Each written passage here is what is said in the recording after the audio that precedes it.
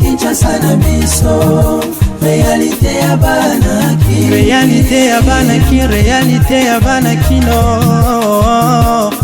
Ba carte d'identité pour nos citoyens congolais est disponible au plus tard dans le mois de mai il y a 2023 et bongo communication au bandeko ya ONIP ba uti ko sala kaka na même ordre d'idée population ba réagissaki par rapport ya recensement yango pour nakoloba eti est-ce que ekoko kapenza date oyo bango ba pesi wana population nyonso bazala identifier est-ce que glissement ekosala maté to kitaki micro na terrain population a réagissaki par rapport na yango ba victime ya ba conflit kamwena sampu na Kasai ba porter plainte contre ba dirigeant ya ancien régime notamment ancien président Joseph Kabila Kabange par rapport ya ndenge ba massacre oyo salima petit lelo oyo etikala impuni ba auteur na yango bazali kotambola calmement librement sans pourtant kozala inquiéter la justice congolaise na yango bango ba telemi pour na koluka solution na likambo oyo na Assemblée nationale ba présenter calendrier à session ordinaire il y a septembre oyo ekozala essentiellement budgétaire kasi sengeli boye ba pekaka mokolo ya lobby na Assemblée nationale ba proroger ki état de siège kaka ndenge ezalaka lisusu beni ba rebelle Kodeko ba bomi lisusu des civils na Djougou wana ezali quelques sujets oyo toko développer na édition ya mokolo ya lelo KNB News oyo ngai nazali na plaisir ya ko présenter bino édition ya vendredi 17 septembre 2021 pe na souhaiter bino bolandi malamu. Tofongola édition oyo pona ko yebisa bino te mokolo ya lelo Sénat pe na tourna ye après Assemblée nationale mokolo na lobi ndenge ba prolongaki état de siège lelo pe na Sénat avec le président Modeste Batiluko ba sénateur pe ba uti ko prolonger yango lisusu pona 15 jours kaka ndenge bande ko na bango ya Assemblée nationale basalaki kasi na information mususu esengeli boye bake Cour de justice ya Union européenne a boyi ko yamba recours oyo ezalaki introduit récemment na 11 personnalités congolais proches et ancien président Joseph Kabila Kabange ezali bongo notamment général d'armée John Numbi, ancien ministre ya intérieur Emmanuel Ramazani Shadari, pe Evariste Bouchab, pe lisusu ancien chef ya renseignement Kalev Mutonde ba personnalité oyo nyonso balukaki kozwa na nzela ya cour oyo annulation ya ba sanctions financières pe interdiction ya déplacement na bango vers espace Schengen oyo ba inflige bango na Conseil européen depuis le 12 décembre 2016. Conseil azali ko reprocher na ba dignitaire oyo politico-militaire ya régime ya Kabila entre autres entrave na processus électoral pe plusieurs violations ya ba droits de l'homme na 2016. Ba sanction oyo ezali objet ya dernier recours na bango oyo ezali rejeté pe cour à maintenir sanction na ye tina décembre ya année oyo tozali donc décembre 2021 tokozongela binongo avec force détail na ba édition na biso ya mikolo ezali koya kaka ndenge na baki na ebandeli ya édition oyo ba carte d'identité pour na ba citoyen congolais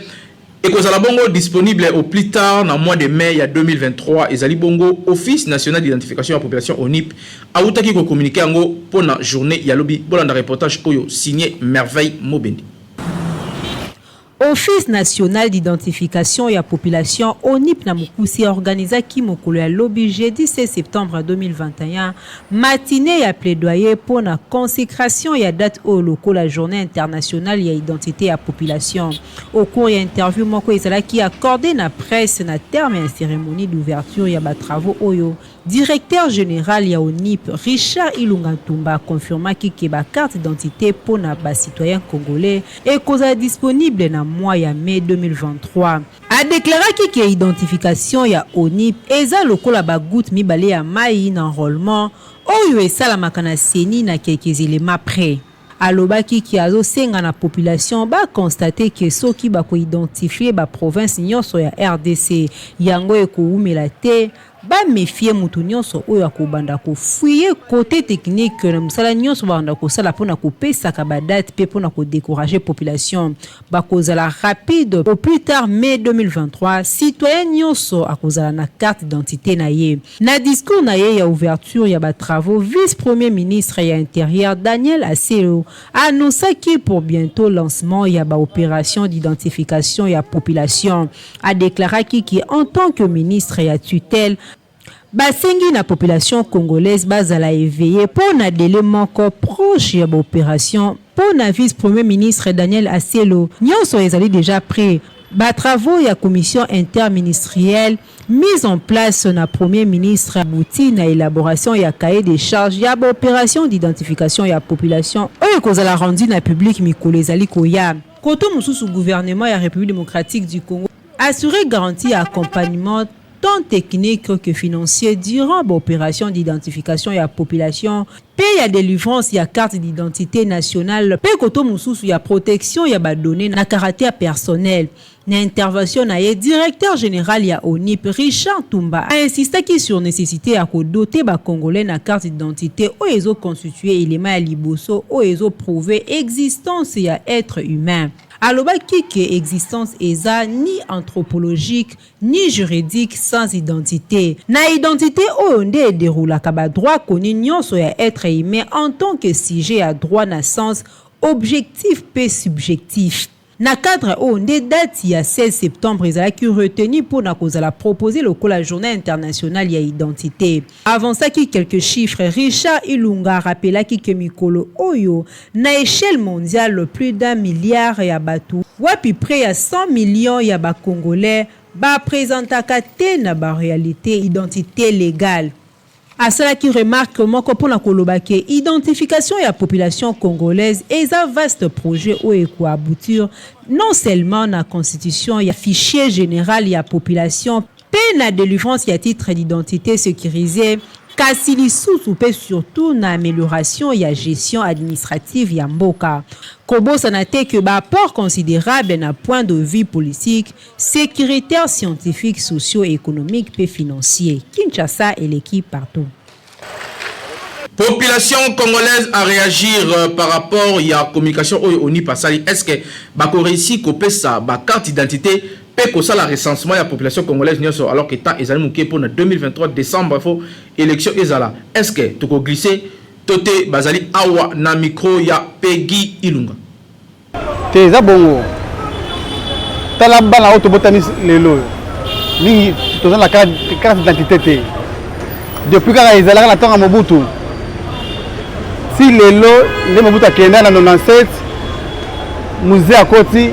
Kabila mwana oye atam congolais monta la carte d'identité pour citoyens auto benga oye carte de moto. Zatene ngwa be fachi angi azo nsango zala congolais tout à âge de 18 ans il faut avoir la carte d'identité. C'est logique et normal. C'est normal mboka il faut ba recenser du soto ba tout ça combien en mboka. Pour l'étranger va toni mingawa. Étranger na carte d'électeur. Azula ngwapi. Il faut bailler papa est dérangé il faut tout rendre dans recensement. Toi ba nan étranger nani mupaya nani mwana Congo. On a dit kamwana idée za malamu. Toza na posa recensement et salama recensement za pona nini koyeba ba congolais na ba baza ba congolais te pe koyeba ba congolais toza boni. C'est ça le problème. Ils ont ma bête quand on compte dans recensement, ils ont malamu. Quand on a non identifié, tous a la carte il y a nini tous a la carte d'électeur, ils ont une carte pour citoyenneté n'engé banda ko la carte. Ils ont carte pour la élection. Soit que l'élection signé 4 ans de signé, mais soit qui ba lobi ba même abiso na recensement, c'est n'est que normal pour ba faire sabiso ba carte et ko la bien pour na biso nyonso. Ko ça la recensement et pour empêcher de laisser ça la matière. Pour l'élection, ils ont en 2023, le recensement, ils ont le soit qui te suit, côté en attendant, sa responsabilité, dans l'église, et pour ça, la rapide, pour avant 2023, ma nécessaire qui soit des années à malade. Mais ce qui est pour nous déranger, à ta bisognon, sur Tokoboya, pour tous les posa, Mokozambo, Kaye, Mokayebi, Yemoko par l'élection, et l'élection, ça va juste en 2023, dengue calendrier électoral. Ça m'embête, il faut que un vrai Congolais et faux Congolais. Parce que Batunion se base sur le Congolais, mais qui Congolité na yo, il y a Mboka nini, il y a province nini, il y a régime nini, d'origine nini. Net micro dans un système à Congolité. Donc il faut que des pères et des mères. Et même si 2024, 2025, tu as une élection, tu as besoin de recensement pour te ba vrai ou faux congolais. On a trouvé une bonne idée. Avant tout ça, l'élection, il faut que un recensement. Tu es vrai congolais, pas faux congolais. Tu es dérangé. Tu es ça mukonzambo abosa na idée wana te akene nango tiligo. Avant tout que l'élection, il faut tout ça la recensement. Di kanisi mukonzambo kazui eza malamu. Mais ekoyi kozala malamu soki esalemi na ndenge malamu. Toboyi ba buzobo oyo po tolembi kongola bimazoba likolo bato. Ba étranger oyo bazonyokola bisawa mutu asa tokuma akomika congolais. Alors pour éviter pour recensement sur le salaire mais comme ça élection ekoza boycotter te et comprendre un peu mikolo belete. Donc ça recensement bato bazali po bayeba ko ça pour chaque balabala et dans la vrai congolais ayebi ba étranger na mboka memema recensement ko le kanango bien papa to sepe nango et ko déranger yango te papa au moins kaka mayele mabeza na mituna bango basa agressement et ko le kanango bien. Ba victime ya ba conflit kamwena sampu kuna na Kasai ba uti ko porter plainte na ancien régime oyo ezalaki dirigé na ancien président Joseph Kabila Kabange pona kofunda bango koloba na bango ete basalaki musala malamu te pe lelo oyo bazali libre alors que bango bandeko na bango bakufa bafundaki pe bazali kozela gain de cause pona likambo na bango. Reportage ezali bongo signé Merveille Mobende. Association de victimes de conflits Kamwena Nsapo du Grand Kasai va porter plainte contre Joseph Kabila, Évariste Boshab, Emmanuel Shadari, Kalev Mutompe, quelques officiers militaires au Bajiraki, zone opérationnelle du Kasai entre 2016 et 2017. Plainte qui déposée jeudi 16 septembre 2021 à Cour pénale internationale CPI na Mukuse. Ndenge ba annoncé à maître Moulamba Luz na kondimi la maloma bango plus de 20 000 victimes bandimi ko saisir CPI étant donné que banquette moko sérieuse te ezala mené uta makambwane salema Kasai ezalaka ondeye na ndenga ko sakana te crime wana contre humanité et salema na 2016 pe na 2017 ezala impuni kino mokona lelo na boye bazali ko fustiger lancement na o ezali ko mona na bongo procès o ezali mené na justice militaire ya Kananga na dossier ya maître ya expert ya Nations Unies uta près de 5 ans ezali bongo sans issue pe surtout que plus haut responsable bazali interpellé te. Association Ango et attribuer responsabilité na chaque accusé na plainte na bango. Joseph Kabila, ancien chef de l'État et ex-commandant suprême l'armée congolaise et à la police pour na cause mesure conséquence te yakobatela mboka. Surtout que yende azala qui parle de la nation na tangwana bango balobi ke akoka ki kobatela ba victime te contre ba crime wana yango ba porter plainte. Évariste Boshab et Emmanuel Ramazani Shadari, ancien ministre intérieur pour na barole na bango ba joua ki na conduite ya opération représailles wapi babande kopesa ba injonction na la police na ba service ya renseignement sur terrain. Plusieurs hommes et femmes pe ba village et ezalaki accusé à tort locaux là-bas résistants proches et opposition politique à l'époque. Bazali ko poursuivre également ancien administrateur général ya Aner Kalev Mouton pour na ko jouer rôle moko prépondérant na conduite ya opération sécuritaire tandis que ancien gouverneur ya Kasai central pour na ko présider na ba réunion ezalaki bon ko ordonner ba meurtre ya chef Kamwena Nsapo. Outre autorité politique ba plainte ya structure yango ezali ko viser également quelques officiers militaires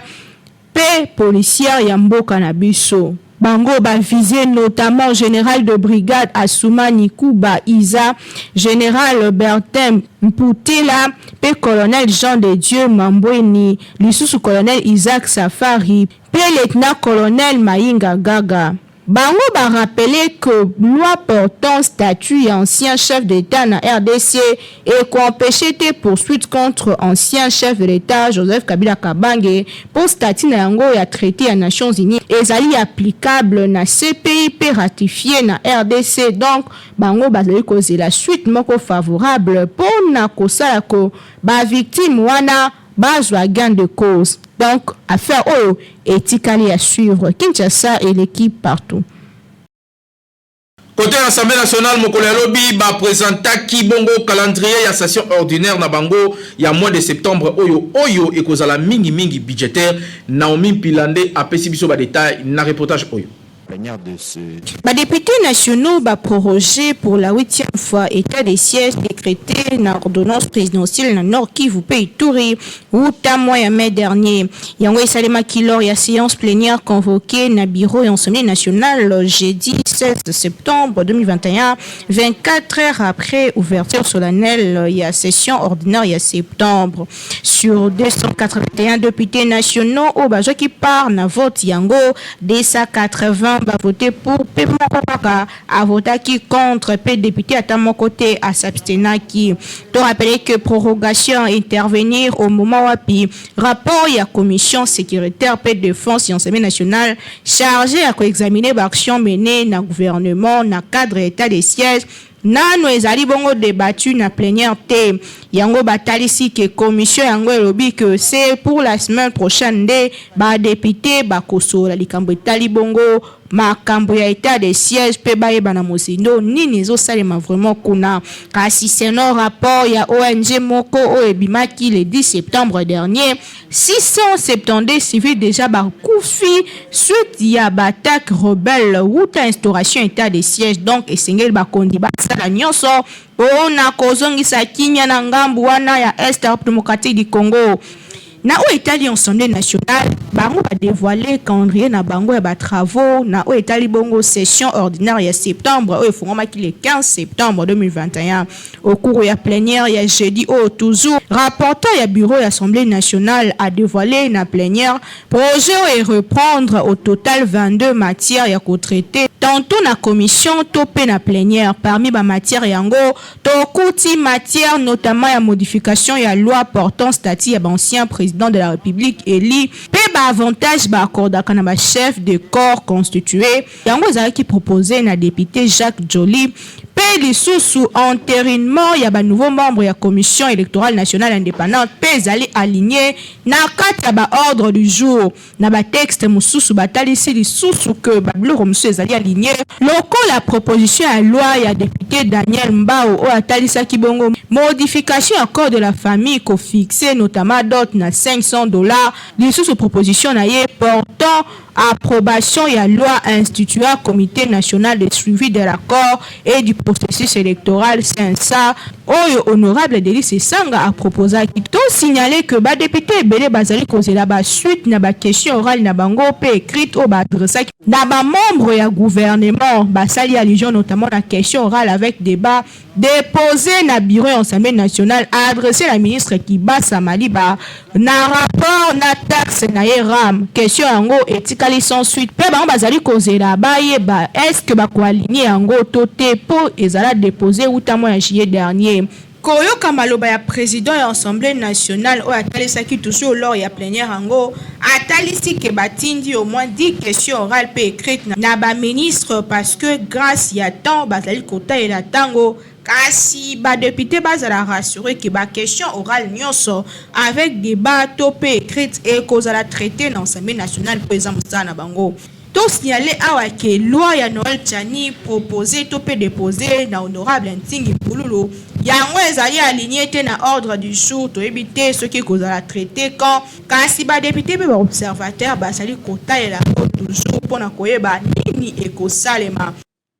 Malgré prorogation, il y a 15 jours, dans 2 chambres, il y a parlement, il kasi côté à Beni, ils allaient continuer à lobby les sous ba rebelle Kodeko Babomi des civils na territoire Yadjougou. Bon, dans reportage. Des civils bakufi mokolo ya lobby jeudi au cours ya attaque moko ya ba militaire ya Kodeko na village Bado na groupement Kirongozi secteur ya Baniali kilo na territoire ya Djougou. Ba or la oyo bakomaki na 18h na village moko na kobanda nanu na kozwa ba otage ya ba civil avant ya ko exécuter 2 personnes en public ndenge moko ba notable ya religion oyo atalisaki na presse locale mokolo ya lelo. Même source a indiqué que ba assaillant oyo ba appuyer plusieurs biens ya population et belé kutu ya ba habitant oyo ba kimaki na zamba. Tozali awa choqué na ba attaque oyo à répétition na ba village na biso na période oyo ya état de siège malgré ba alerte na biso. kokola ya batuerie oyo na secteur ya Baniali Kilo. Moment moko oyo armée et sengeli azala bien au courant ya présence ya ba miliciens o bazali komi pesaka privilège ya kotimola wolo pe ezali pasi pe mawa mingi to lancer appel moko vibrant na ba autorité militaire ya province po ete bazwa en charge pe en considération ba alerte nyonso oyo biso tozali kosala pour la population locale na biso ndenge alansaki source oyo. Porte-parole ya Armena Ituri ye a se prononcer na noté sur attaque yango na secteur ya Baniali Kilo. Depuis début ya semaine oyo ba message ezali ko circuler o ezali ko sala état ya ba attaque imminente ya ba miliciens na village lycée Bado Liberia pe Itendei ndenge ezali ko annoncer ba attaque oyo surtout na bandeko ya société civile kasi kara côté ya bandeko ya armée bazali koyoka te bazo ya kaka ja Salemi bandeko ya société civile balobi tangu bazali kopesa bambela esengeli bakonzi armée bazwa kango en considération pe bayaka mbangu pona ko sécuriser population po bango nde bavivaka wana soki bayisi bino ke monguna azali ndimela ye po yende afandaka wana na place ke ozela baboma ye bongo yo oya ko sécuriser après mabe makasi bakonzi bochama yele po kimia ezonga na partie est ya République démocratique du Congo Kinshasa et l'équipe partout.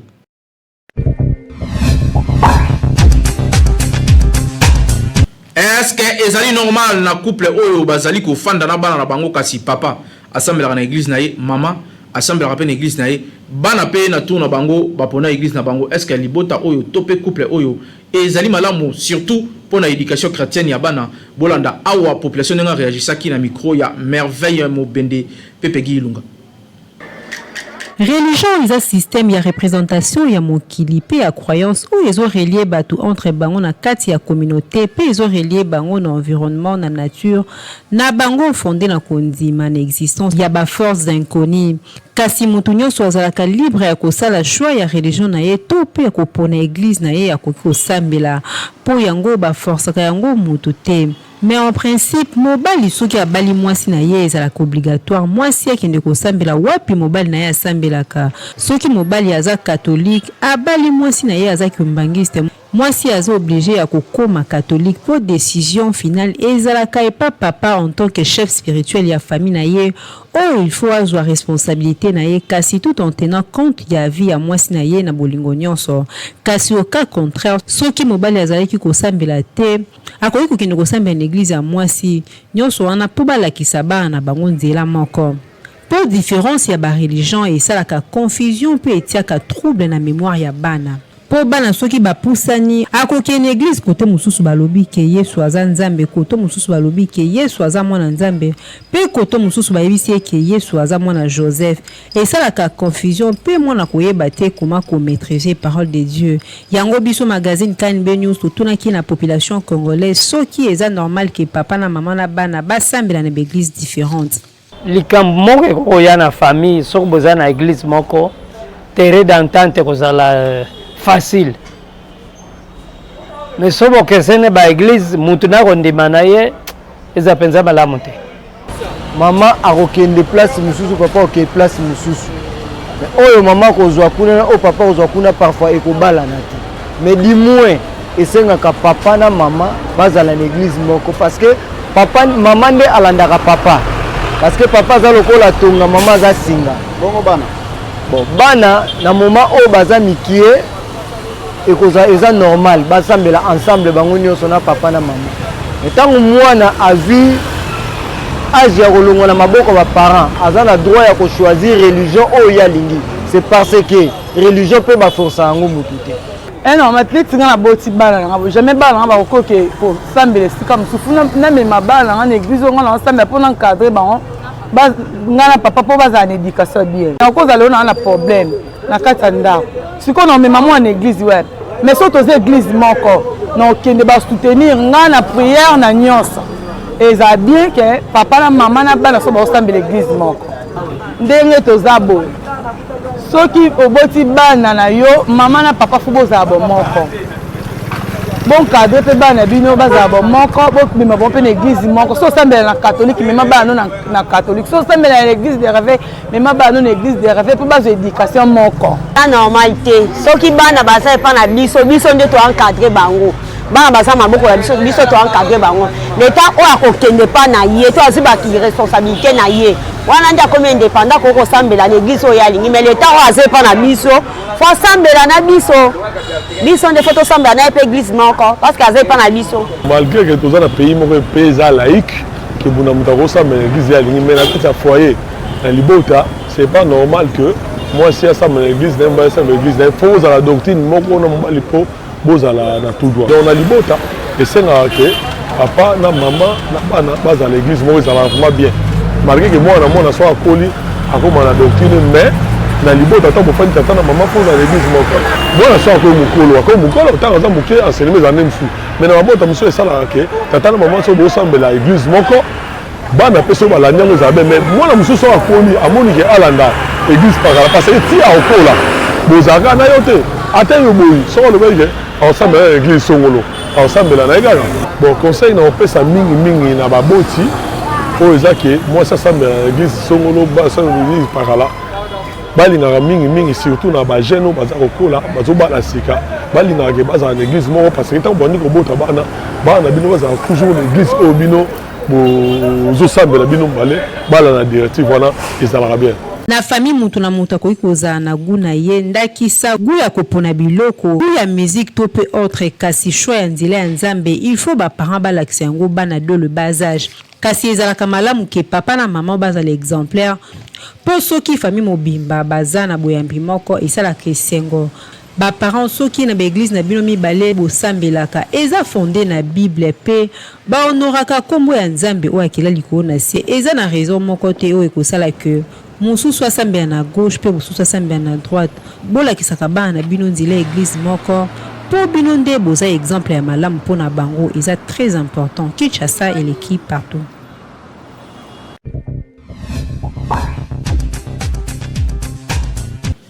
Na cadre ya 27e édition ya championnat national de football Ligue 1, équipe ya Bazano ba gagné Kibongo Club Rangers na score ya 1-0 pe équipe ya JSK ye asala ki match nul ya 1 partout na Union Sportive ya Chinkuku. Bolanda reportage oyo.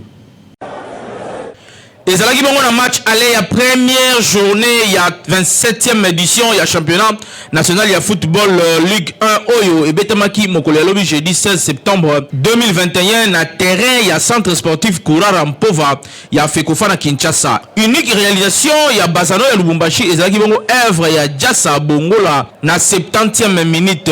Bon départ pour l'équipe ya Bazano oyo empoché 3 premiers points na ye ya saison en attendant causer la suite de la compétition. Par ailleurs, na ouverture ya journée jeunesse sportive de Kinshasa pe Union sportive ya Chinkuku ya Kananga ba se neutralisaki na score ya 1 partout toujours na même installation sportive. Ba Korbo ya Kananga bango bazalaki bataliboso ya kofongola score na 21e minute na entremise ya Kasongo qui voula avant que Mbomu Disasi aya ko égaliser pour na compte ya bakinois na 80e minute. Et sengeli ko rappeler que coup d'envoi ya 27e édition ya championnat national ya football oyo to bengaka Ligue 1 et pesama kibongo mokolo ya mercredi 15 septembre 2021 et Sikawapi cercle sportif Don Bosco ya Lubumbashi a s'imposaki devant Rancy Club ya Kinshasa RCK na score ya 1-0 toujours na Kurara Mpova unique but ya rencontre oyo ezalaki bongo marqué na Idriss Kisha Biter na 4e minute ya G Kinshasa et l'équipe partout. Merci Nabino Nyonso bolandaki édition ya KNB ya mokolo ya lelo vendredi 17 septembre 2021 oyo ngai Nathan Siata nazaki na plaisir ya ko présenter bino yango boyebete awande bozalaka mieux informé ailleurs awa rédaction ba warrior ezali toujours ko sala musala avec impact na idéologie pour être awande to informer bino d'une manière très professionnelle. Caméra oyo Peggy Ilunga mupanzi boy double poumon Hervé Zaka pe na régie ezali bongo papa Timothée Kaembe édition et betamaki dada na merveille mobendi toujours na coordination ya Grand Lion ya communication Jimmy Mukendi Chimanga ngai na bino tukutani na mikolo ezali koya en attendant Kinshasa et l'équipe partout. Oui Magazine